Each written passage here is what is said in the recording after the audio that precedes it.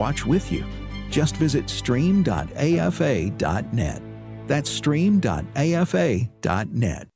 Jenna Ellis in the morning on American Family Radio. I love talking about the things of God because of truth and the biblical worldview. The U.S. Constitution obligates our government to preserve and protect the rights that our founders recognize come from God, our Creator, not our government. I believe that Scripture in the Bible is very clear that God is the one that raised up each of you, and God has allowed us to be brought here to this specific moment in time. This is Jenna Ellis in the morning. Good morning. It is Thursday, September 18th, and cancel culture is what everyone is talking about this morning, with those on the right cheering that Jimmy Kimmel has been pulled off of ABC late night, and the left screaming about cancel culture. And ABC pulled Jimmy Kimmel's program after his comments on the death of Charlie Kirk, and it's not cancel culture in my opinion, but we'll get to that. So his vile and factually false comments on Monday night's show, and I won't repeat everything, but basically he alleged falsely that it was one of the MAGA supporters that assassinated Charlie Kirk, and then went on, which of course at the time, by Monday, the shooter has already been in custody. All of the conspiracies over that have been put to rest in terms of the reports. So he went out and said that as if it was a factually false, or as if it was a factually true statement, knowing that it was false. And then ended up making a really, really vile comment suggesting that mourning Charlie was how a 4-year-old mourns a goldfish, which is just incredibly vile. So I want to be clear. I mean, as vile as that comment is, it just shows that nobody should be watching Jimmy Kimmel. I hadn't watched him pretty much ever, other than a few clips to maybe comment on my social media or on this program about it. But Jimmy Kimmel can say disgusting rhetoric like the goldfish comment, but it's not cancel culture when he's going out making factually false statements. It's actually a good thing that ABC is pulling him down from the air. And Megyn Kelly posted, I'm not sure who needs to hear this, but Jimmy Kimmel got on the air and falsely stated that Charlie Kirk's killer was MAGA, smearing an entire movement, and Trump in particular, with a vile, disgusting lie, and at a time when the threat against those on the right is at an all-time high. This is after we knew from the Utah governor that the killer had been indoctrinated into left-wing ideology, after we'd seen the shooter's bullet casings reflecting furry/trans memes, calling Charlie a fascist, and with anti-fascist lyrics. It was after we learned that the shooter was living with his trans furry boyfriend and believed that Charlie Kirk was quote-unquote full of hate. This is after we learned that the shooter was not registered with the GOP, but unaffiliated. This was after we saw him pull the trigger just as Charlie discussed trans killers. Well, we at least saw the bullet fly. There's no video that I'm aware of of the killer. I don't think that's what Megyn Kelly was referring to, but just to be clear. And there was zero evidence that the shooter was MAGA, had ever been MAGA, or was influenced by MAGA in any way. And so this is a moment where we need to recognize that the left is suggesting that if anyone on their side gets rightly fired, suspended, any sort of consequences in any way, whether it's from their own employer or even from the government, like here in my home state of Florida, there was a letter that went out from our Secretary of the Department of, or the Secretary of Education here in Florida, that said that they won't tolerate any of the glorification of violence, and there would be repercussions, and the state can do that. This is not cancel culture. This is very distinct from that, because cancel culture, by definition, and I know that's sort of a colloquial term that that the right has been using for a while, what that actually describes is suffering consequences either at your job or being pursued by the state for specifically your opinions, mainly political or faith-based opinions that we've seen a lot of conservatives get targeted in various ways for, with cancellations, and now obviously the heightened era of violence right now that we've seen in the escalation against Charlie Kirk. And interestingly, Politico Playbook, had a pretty good breakdown of this ideological difference when they're talking about ABC, and ultimately this is the Disney company's decision to indefinitely pull Jimmy Kimmel off the air following those comments, because they said, the reactions came in from both sides immediately. And yes, I hate the whole both sides terms, because that just, but that's really what it is that there are just only two sides to this. And they said, I think kind of rightly so, that the right is in gloat mode. And leading from the top is Donald Trump, who was celebrating the downfall of one of his loudest liberal critics from inside Windsor Castle. He's over at the UK. When he said, "Great news for America.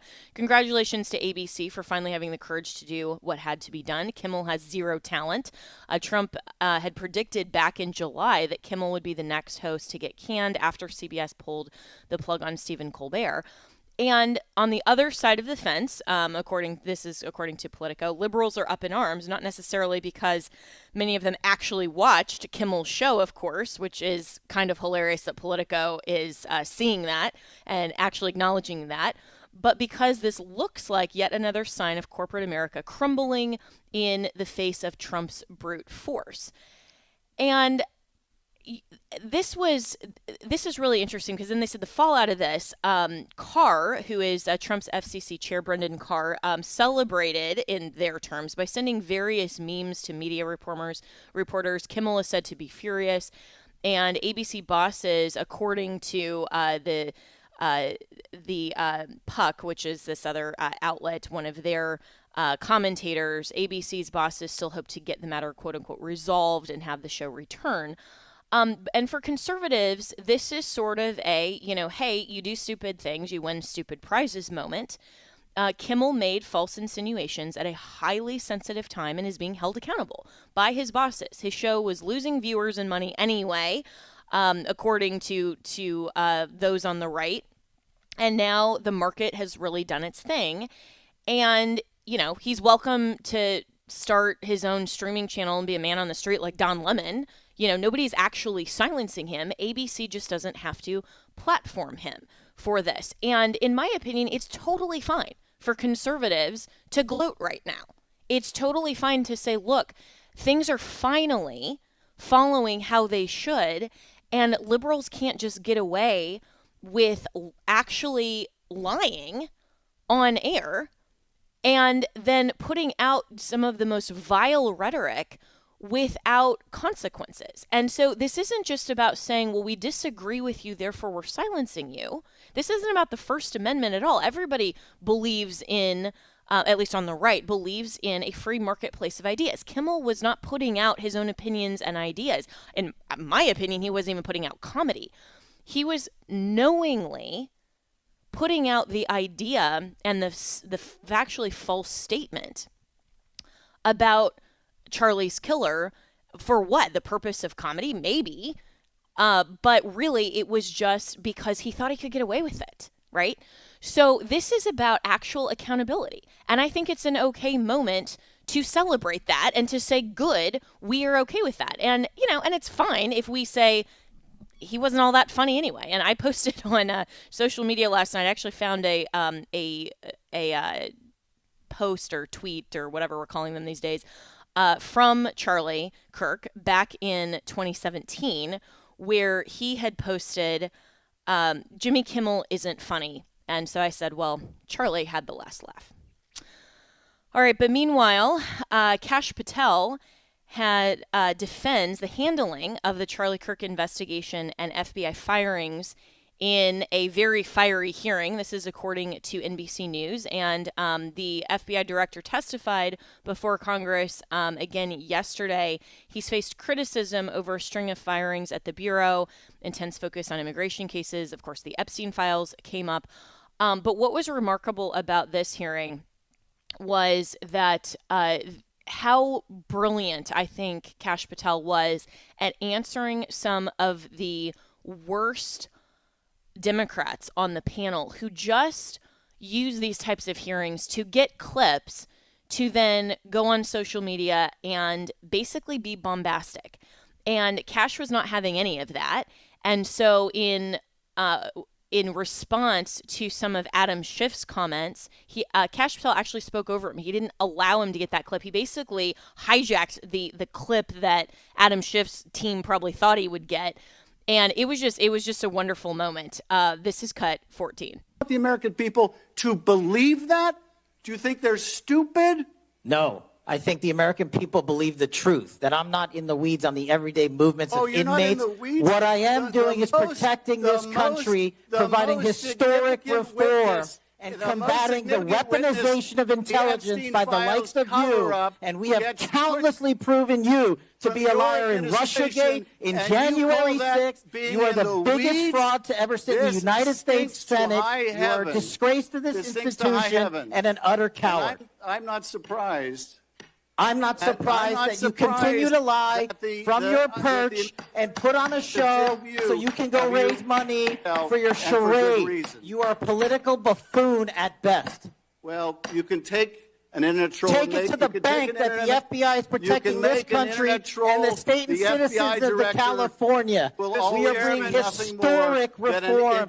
Point of order. But all you care about is a child sex predator that was prosecuted by a prior administration, and the Obama Justice Department and the Biden Justice Department did squat. And what did President Trump do? Bring new charges courageously. And what have we done? Chairman, you said I'm the most transparent FBI director in history. 33,000 pages of information to you. I challenge you to say anything credibly to the truth. Go ahead and run to the cameras where you want to go now. Both of you be quiet. I was just laughing at this because it's like they're banging their gavel. Just, what are they going to do? I mean, Kash Patel is right to just sit there and call him a buffoon to his face, because that's really what this is. It's buffoonery. And it's such a charade. And he knows that he can just talk over him. And this is the type of action I think that more and more conservatives need to come in with righteous anger toward the left that's just provoking these types of ridiculous questions and put it back on them. And he was saying, you're sitting up there in, your little perch and have no idea and what the FBI has done. And he probably actually does know. Schiff probably does know, but he's on purpose trying to belittle Kash Patel, Dan Bongino, and all of what they have accomplished over the last 7 months that at least Kash has been the director of the FBI. And it was just an amazing thing to see. And then it was, take control of this hearing, take control of this hearing. I mean, it's a total circus. Kash Patel turned it into so that we heard and saw that it is the circus that it already was. And I think it was a beautiful thing. And one last clip I want to play is Eric Swalwell taking his shot at Kash Patel, and it went as poorly as you can imagine. This is cut 15. Anyone that has been terminated at the FBI has been done so the because question they failed again, to meet the muster and Director, their constitutional I will obligation. work on the audio-visual capabilities. I'm going to borrow your terminology and call on your entire career in Congress. Reclaiming my time, it has been a Director. disgrace to the American Director, I'm people. reclaiming my time. You can reclaim your time all you want. Mr. Chairman, you're going to allow a witness to speak this way? Mr. Chairman, would you give recuse yourself, Director? The gentleman has no time. Mr. Chairman, would you admonish the witness not to insult members? The gentleman has no time. Mr. Chairman, just committee will remember. Quick point of order. Could the gentleman be extended an additional 20 seconds to complete his thoughts? Why don't you try serving your Director, constituency did by you tell the focusing on Attorney reducing General violent that Donald crime in this Trump's country and the number of pedophiles that are Director, legally reclaim harbored my time, in your Director. sanctuary cities in Director, California? reclaim I'll my work with time. you on that. Regular Do you order, wanna Mr. work with us Chairman. on that? Director, I reclaim belong my to the time. gentleman from California. Reclaiming my time. That's all that these guys can do. And it's so pathetic. And I love to see it because Patel was ready. He was loaded for bear, and he just absolutely made these guys look like the fools that they are. And so did we get anything from this hearing? Well, we usually don't get anything from congressional hearings, in my opinion. This really is just the circus that it is. But the last thing, and we're going to talk about this later on in the program, as we head to break, and we need to break here, we are going to talk about how there are so many conspiracy theories right now, even from people on the right, that are suggesting that the FBI is not doing their job with going after the Charlie Kirk assassination investigation. And I just want to say right now that we should not be listening to any of those voices who are there for clickbait. Anyone who is suggesting anything different about Charlie Kirk's faith, trying to impugn his character. We need to be focused on the facts, and I personally trust Kash Patel and Dan Bongino, knowing them personally. I've known Dan for a really long time. We need to see where the evidence leads and not buy into all of these conspiracy theories just for all of the clickbait. But we're going to talk about that later on in the program. We'll be right back with more here on Jenna Ellis in the Morning.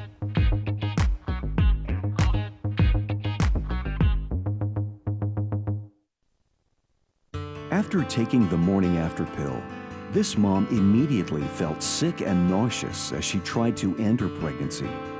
While searching for medical care, she found a preborn network clinic where she hoped to rule out that she was pregnant. I had an ultrasound done right then and there. After hearing the baby's heartbeat, I instantly thanked God and said, "May your will be done, Lord." I'm 7 months pregnant now. I thank God every day for my little miracle. Preborn is the largest provider of free ultrasounds in the country, introducing moms to the life growing inside of them and sharing the gospel in action.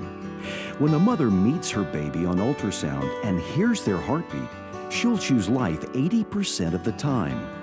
To learn more, dial pound 250 and say the keyword baby. That's pound 250 baby. Or visit preborn.com/AFR.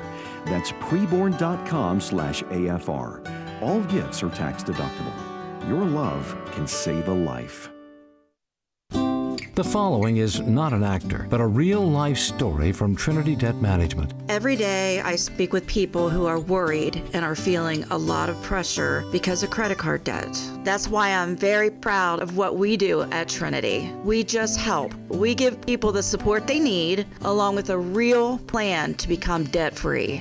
Credit card bills are consolidated into a single monthly payment that is much less than what they were paying before. Most of our members end up saving thousands and even may improve their credit scores by as much as 200 points. I know from the bottom of my heart that I'm making a difference in the lives of the people we help. It just makes me really happy. If credit card debt has you down, call Trinity at 1-800-788-1813. My name is Julie, and I'm a Trinity counselor. Call me and become debt-free for keeps. 1-800-788-1813. Hello, Americans. I'm Todd Stern. Stand by for news and commentary next. Erin Napier is the star of Hometown, a hit series on HGTV. She and her husband, Ben, live in Laurel, Mississippi. She is facing a firestorm of anger from fans because she recently mourned the loss of Charlie Kirk. Charlie was assassinated by a man who has a gay, furry, transgender lover. He was killed because of his Christian beliefs and his conservative values.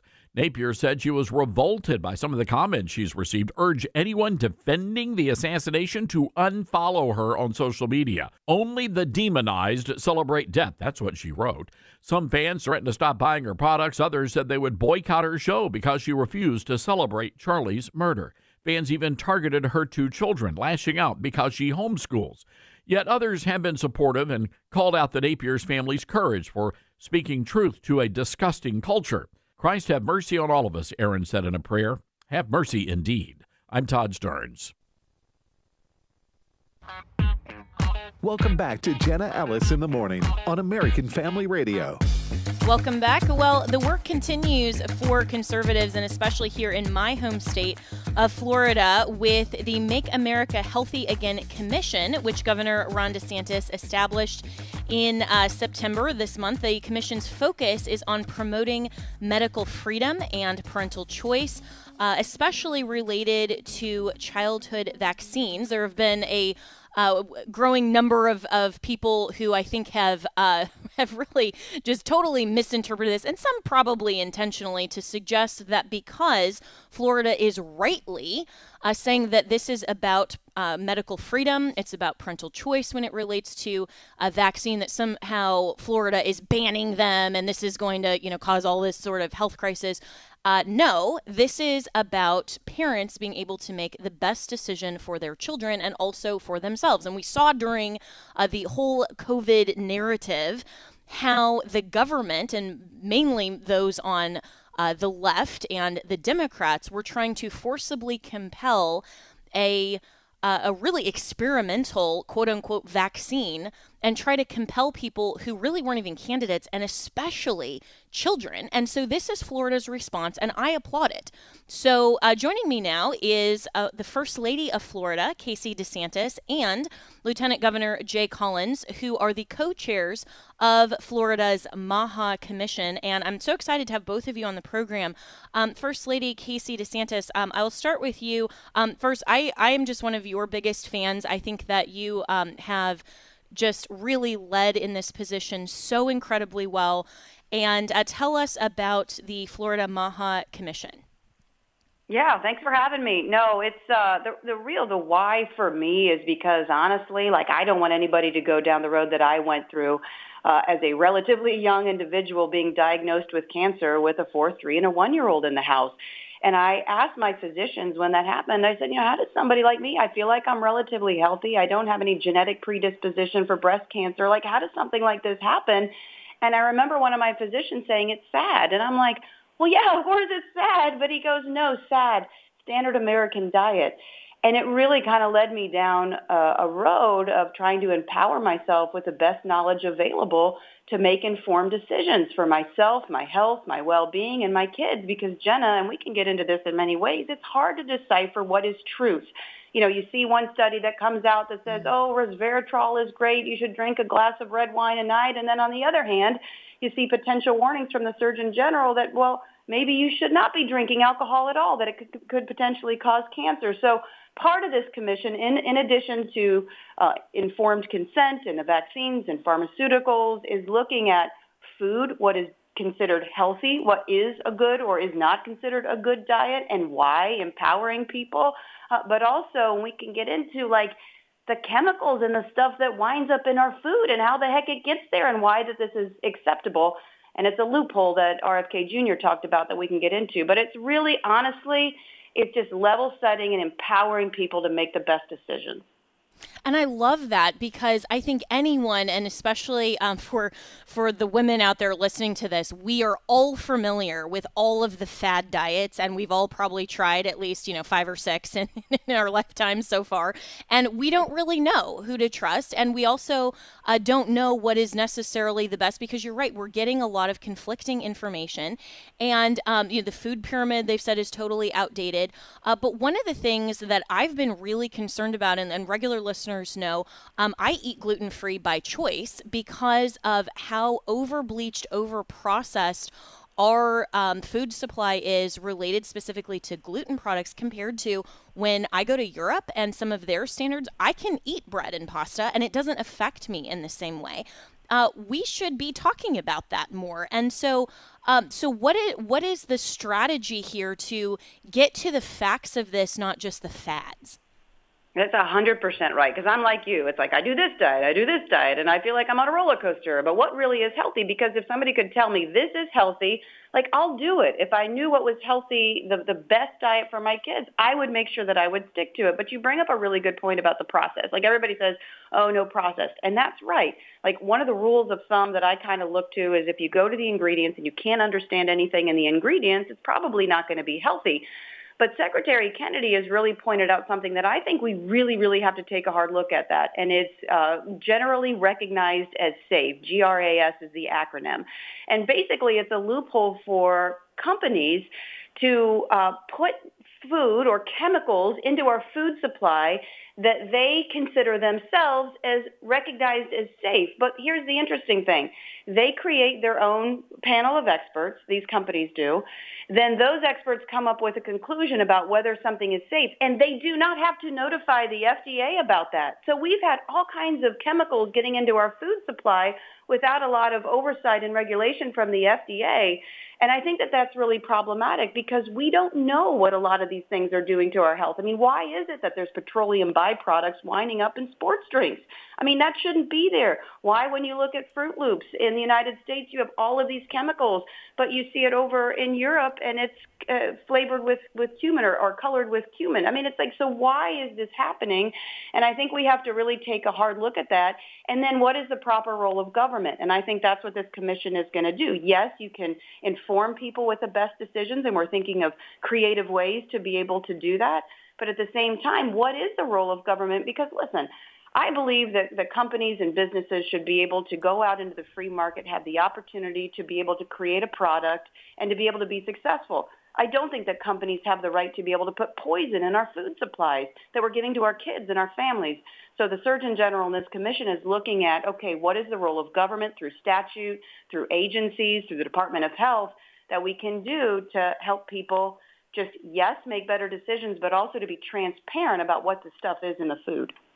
Oh, so well said. And Lieutenant Governor Jay Collins, let's bring you in on this question that, you know, as the First Lady rightly said, this is about the proper role of government. And Florida has always led the way on this. And regardless of what, you know, the federal government is doing or what other states are not doing, Florida has always led the way for the best interests of citizens. I mean, the DeSantis administration is why I moved here and why so many conservatives are moving here. And so how are you partnering with the federal government, but what and Secretary Kennedy on this, but what's the overall strategy to make sure that at least in Florida, our citizens have this best information and are best protected with the role of the state government? Yeah, Jenna, again, always great to be on here. And look, we have to build faith and trust in our people. So how do we do that? We have to be transparent, we have to be straightforward, and we have to put this in language that isn't aimed at someone going for their second or third PhD. It's not multisyllabic. It is straightforward American English where we can understand it and share it with our families. You know, you and I have talked about this many times. I am blessed to be the Lieutenant Governor. I was blessed to be a Green Beret, but I'm a dad and a husband first and foremost. And when we talk about these things, we have to talk about them first from the thing that is most dear to each of us, and that's our families. That's what we're fighting for. That's what we stand for. So we have to go through and we have to be sure that it's facts. It's actual facts. You know, it's garbage in, garbage out. You know, just like human performance, nutrition, and immunizations and health is the same way. If the information and the people making that information the facts are biased or aren't correct, well, then the back end of that is incorrect. People have to have faith in that. And we as Florida are going to go through and make sure that we're clear, we're transparent, we're straightforward, and we put this out in a way that's digestible for everybody, usable for everybody, and then they can make an actual decision, have informed consent to live their best life, do things the Floridian way, the American way, and frankly, just have a wonderful time loving what we do in Florida and making things better for them and their families. Yeah, absolutely. And First Lady DeSantis, this is all about giving people the opportunity and the tools that they have to make the best choices for themselves and their families, as Lieutenant Governor Collins was just saying. And there are so many people who saw that the government was forcibly compelling, for example, the COVID vaccine during 2020 and all of that fallout. And Florida has always been about medical freedom. So what would you say to the critics who are suggesting that, and obviously falsely, that Florida is banning vaccines? You know, we're not doing that. But even suggesting that somehow medical freedom and parental rights and decision making aren't what we should be doing for our children. I mean, I think it's insane, but what would you say to the critics? Yeah, first of all, these are the medical experts, as you just pointed out in COVID, who are saying if you put a cloth mask over your face, that's somehow going to slow the spread of COVID. That's like putting a chain link fence in front of a gnat. That's not going to do it. They've lost so much credibility. Yes, mRNA, 6 feet distance, all of this stuff, pushing an ideology on people. And so, yes, I understand why there's a lot of distrust with a lot of people. And yes, you have to do your best to be able to make sure that you're gaining the trust of the citizenry of Florida. Now, I will tell you, people in Florida know that the governor and the Surgeon General and our lieutenant governor are people who are in it for the right reasons. They're not fueled by special interests, and they're not doing this because, that they see how somehow it benefits them, maybe by some special interest group that's going to fund their campaigns or whatever it might be. No, it is about standing up for the folks and being the freight train in front of people who might want to do harm to the people of the state. So, listen, what do you say about the vaccines? Well, what the Surgeon General pointed out and what he's going to do, there are vaccines that are currently required in statute. There are actually more vaccines that are required in the Department of Health. So the Surgeon General is going to pare it back so it matches with statute. What he talked about, and I think it's true, is informed consent, making sure that when people are going to their pediatrician, that they understand, okay, the why behind maybe doing some sort of pharmaceutical or doing a vaccine, but then also be forthcoming with what we don't know or what the studies are saying, or with the mRNA. We don't know the long-term data and the implications and ramifications for 30 and 40 years because it's a novel technology and it hasn't been around that long. So informing parents and treating them as intelligent humans, being respectful, and giving them the information to be able to make the decisions that they think best for themselves and their family. And the Surgeon General is talking about a philosophical debate, right? So what is the role of government? Does government have the right to come in and to compel you to do something or to take a private product, especially when that private product has liability protections? And so he's having a philosophical debate, but the sky is falling. All of this stuff is just not true.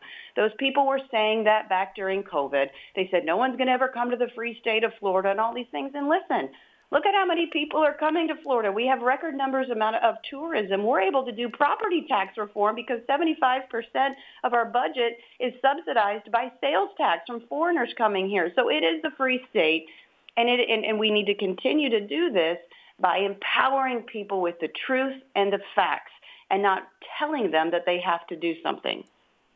Yeah, absolutely. And restoring trust as well in the medical community, because in my view, looking at what happened during COVID and how so many institutions now over the last decade or so, really the American people by and large don't trust those institutions. And when it comes to medicine and when it comes to our health, we need to be able to trust that we have the right information. But it also seems like we are so over-medicated as a society that instead of addressing these underlying health issues, as Secretary Kennedy has been saying as well, instead of being healthy to begin with, it's like we're just treating the symptoms and we're over-medicating. And so I think that's an important component as well.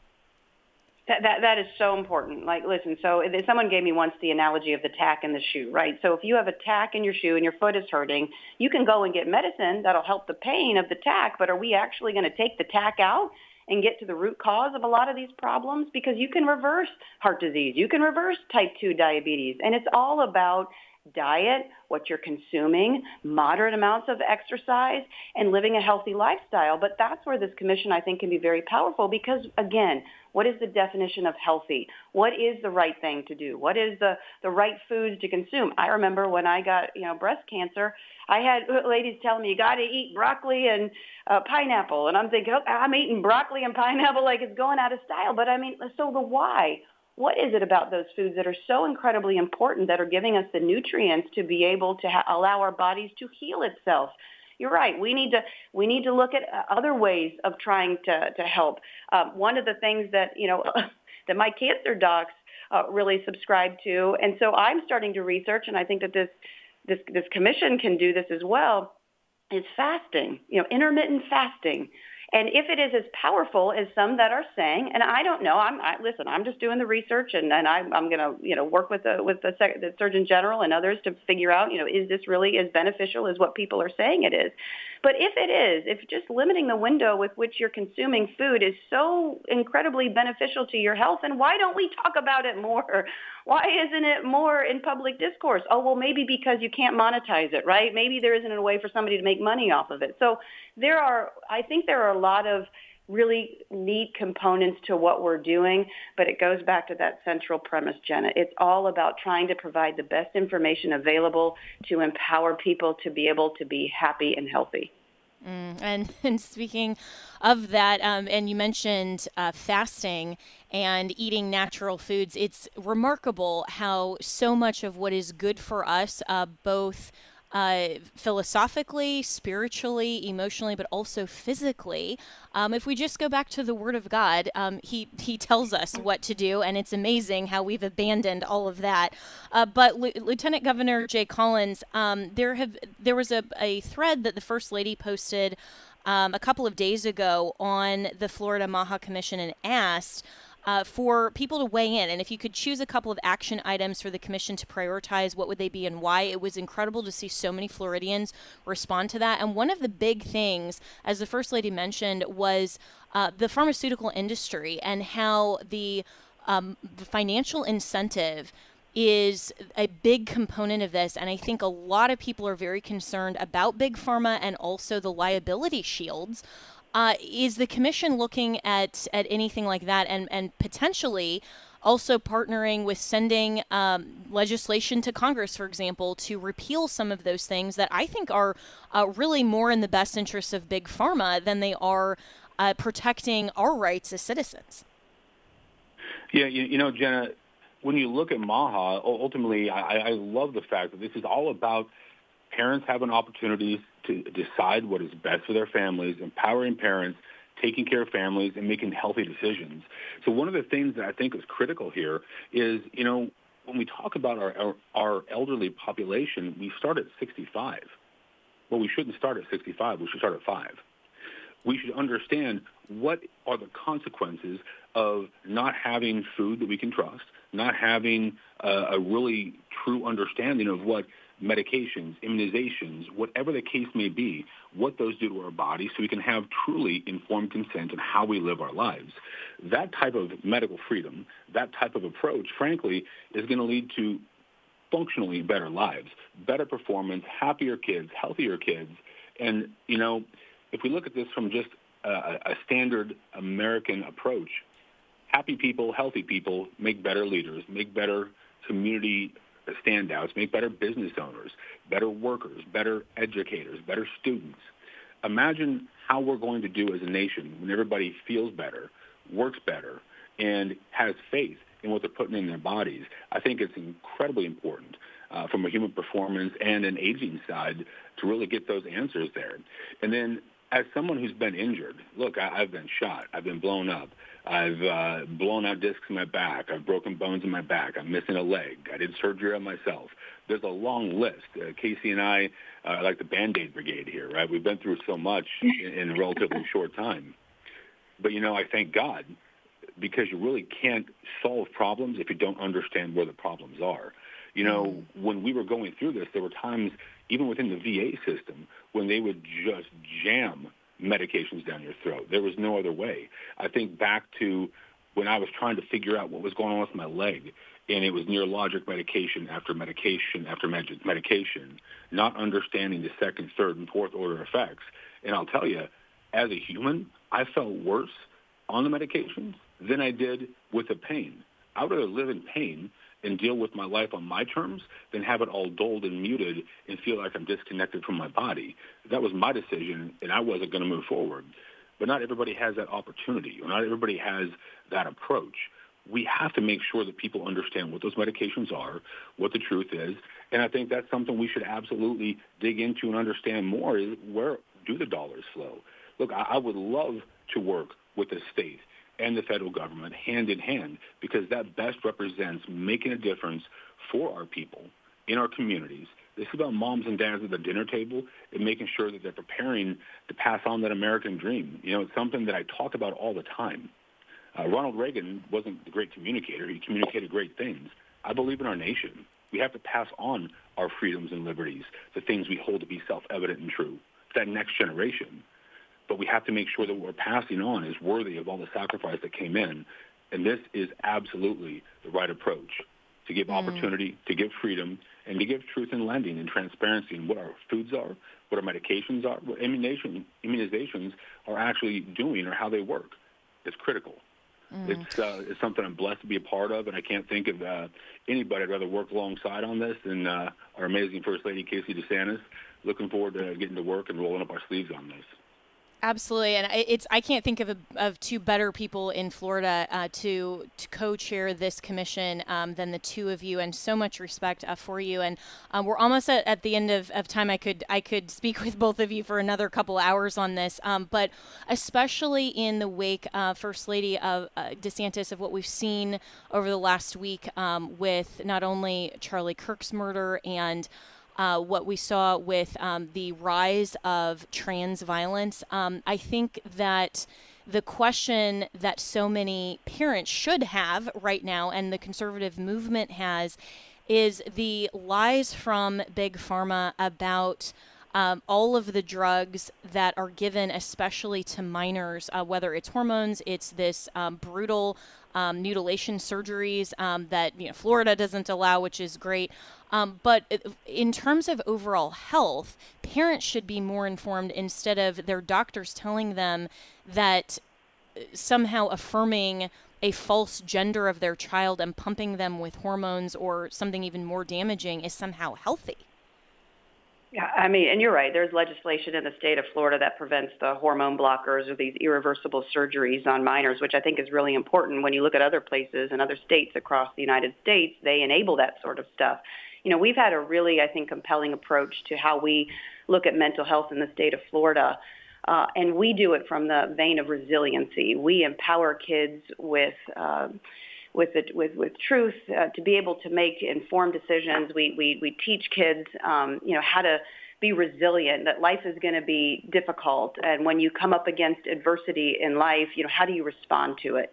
And we do that through a couple of ways. One, we do problem-solving curriculum. We do coping, compassion, grit. We've really reframed the way that we've helped kids in the state of Florida. Another component of that is nutrition. Another component is volunteerism and physical activity. So really getting into the schools with a sound kind of base for kids to be able to learn how to navigate through life's inevitable challenges, I think is really important.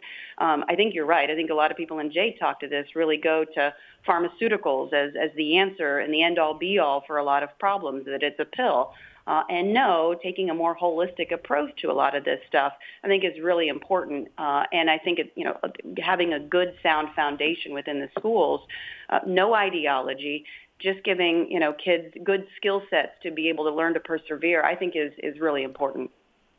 Absolutely. Well, we have to break here, but thank you so much to First Lady Casey DeSantis and Lieutenant Governor Jay Collins for your time today. And I love living in the free state of Florida because of your leadership, for the leadership of Governor DeSantis, the Florida Surgeon General, for our amazing Attorney General. I mean, everybody on the executive level and in other places of government throughout the DeSantis administration. All of you are doing such incredible work, and Florida truly is the blueprint for what the rest of the states should be looking to, and even the federal government should be looking at saying, you know what, Florida has it great, so we're going to provide as much resources as we can and let them do their thing. But thank you so much, and for the Florida MAHA Commission, we'll look forward to what comes out of that. All right, we'll be right back with more here on Jenna Ellis in the Morning.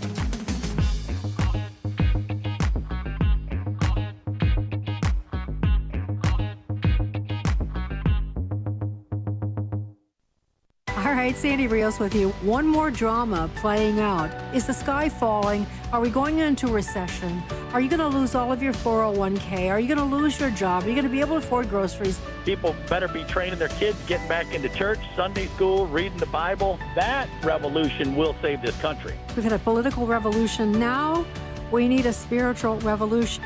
Sandy Rios on Sandy Rios 24/7.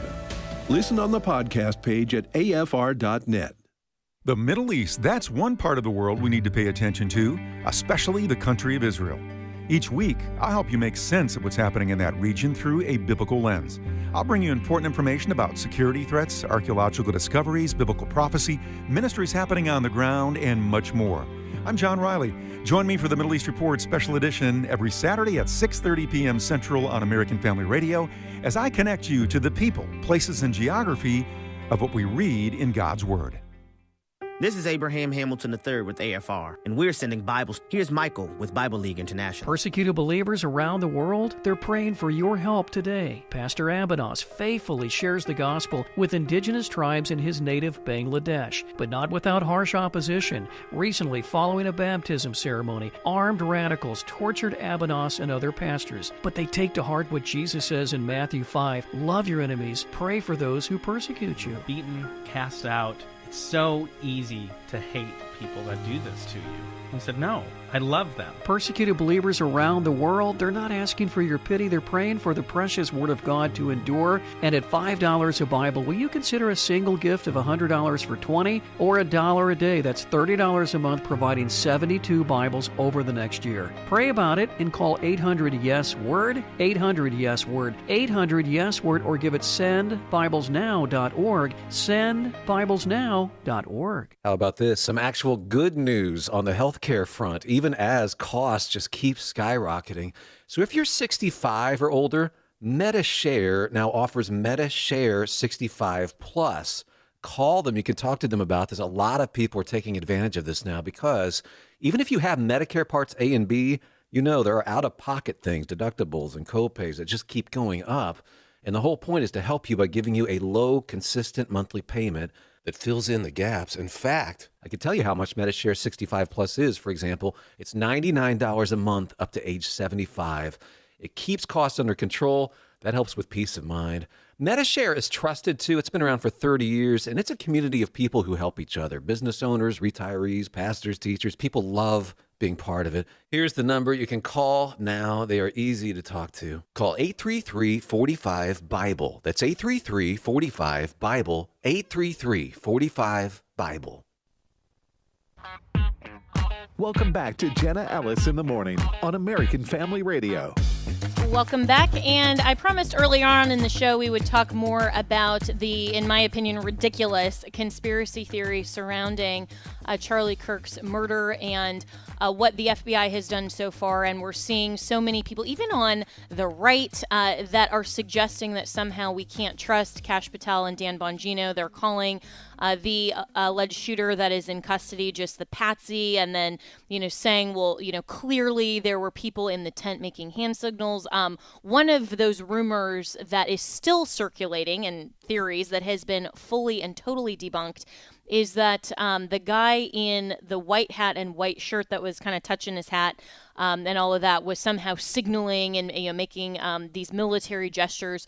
That man is Dr. Frank Turek, who's actually here on American Family Radio Network, was a close friend of Charlie's, and in fact put out an entire video that was just heartbreaking. You should watch it if you haven't, describing his friendship and mentorship of Charlie, and then also that day when he was in the tent. And so no, had nothing to do with military signals, anything, having any knowledge of what was forthcoming.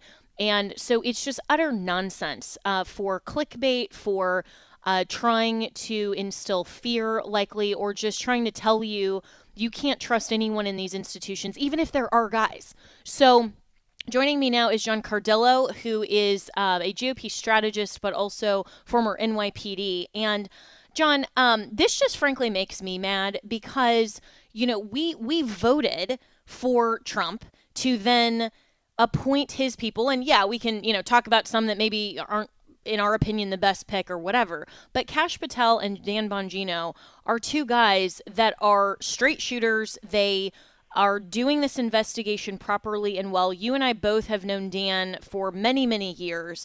And I can say, just from my knowledge of him, there is absolutely no way he would be part of any sort of cover-up conspiracy. So all of this is just nonsense. Yeah. Good morning, Jenna. Like you said, I know Dan a long time. He was NYPD as well before he went over to Secret Service. It is impossible for Dan Bongino to cover something like this up. He would never in a million years do it. He knew Charlie Kirk They were very friendly. Dan is not that guy. Dan is a real cop. Dan is, he's a political guy. He's a conservative guy, but he's still a law enforcement officer first and foremost. And all that stuff, partisanship, goes out the window.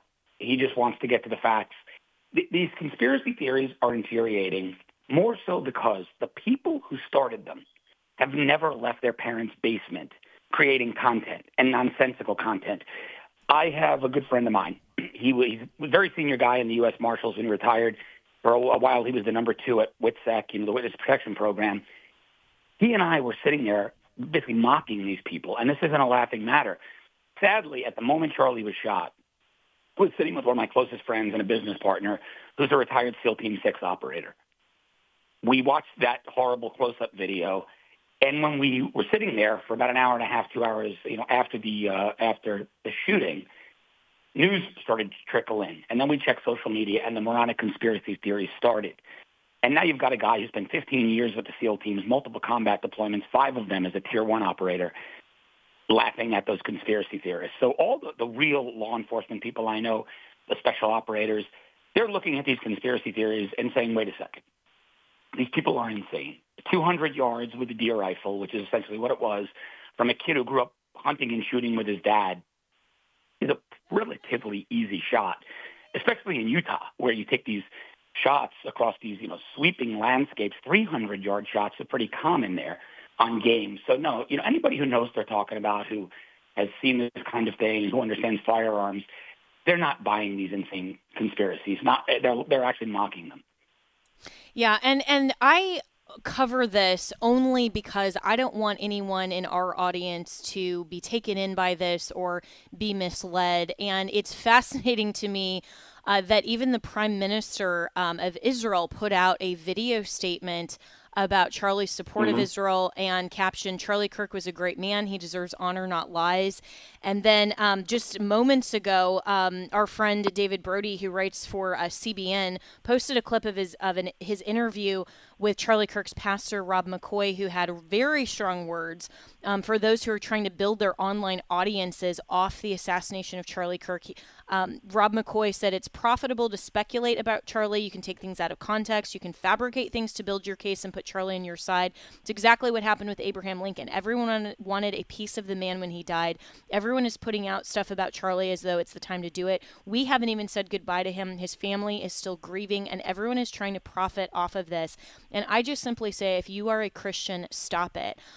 John, you and I knew Charlie, and I am not putting out any of my text messages with him. I mean, I just think that's so inappropriate in the wake of his death to try to somehow say, look at how close Charlie and I were. It seems like everybody's saying, look at me through this, and especially someone like Candace Owens. And I just think it's absolutely despicable that she is trying to cause division and stir the pot right now and claim that Charlie was trying to become a Catholic or all of these other conspiracy theories when his memorial service hasn't even happened. I mean, and so I just think it's the worst way to respond to this for Christians. Yeah, well, if people didn't think Candace was despicable before this, hopefully this opened their eyes. And it's pretty common knowledge to those of us inside the political and media sphere that Charlie backed away from Candace. They hadn't spoken. She hated him for it. She would badmouth him. I can tell you, on background, 3 major conservative media figures I'm in text groups with, told me last time they saw Candace, which was a while ago since she went off the deep end, she was ranting about how horrible Charlie was and how horribly he treated her, et cetera, et cetera. So what Candace is doing is one of the most ghoulish, despicable things I've ever seen. I would never, during the 2024 primary, the DeSantis and Trump camps essentially had a hell of a sparring match. Things got a little vicious. I could share text messages from people that would destroy their careers and get them fired. I would never do that. And these are despicable people. For Candace to do that with Charlie's text, I thought that was one of the most distasteful, classless things I've seen in a long time. Yeah, I agree. And so, for those listening, just be very careful who you listen to. Better to go and listen to Charlie's own words and his reels. Honor him and remember that his family is mourning during this time. So, John, really appreciate your words. And for those, please listen tomorrow. Pastor Jack Hibbs is going to join me for most of the program to talk about how we move forward through all this as Christians. And then Pastor Daryl Harrison is going to come on and talk about counterfeit Christianity. This is so important that we seek truth in this moment. So, as always, you can reach me and my team, Jenna at afr.net.